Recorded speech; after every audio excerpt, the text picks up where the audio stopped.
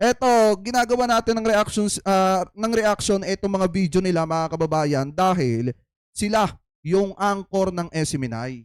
Pero kung normal na vlogger to mga kababayan, hindi natin to papansinin Pero gaya nga ng sabi ko sa inyo, napapanood ito ng marami sa mga kababayang Pilipino natin. Kaya dapat bigyan natin ng kaliwanagan. Kasi parang ang dating, yun daw pong ginagawa na pag-iimbestiga ng Quadcom, pagkampi daw po sa mga adik. Yan yung sinasabi nila mga kababayan.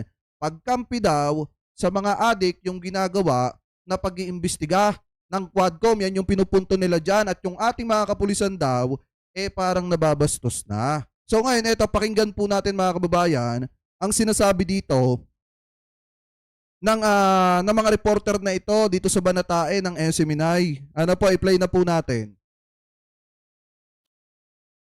Wait lang. Na ginagawa nila sa mga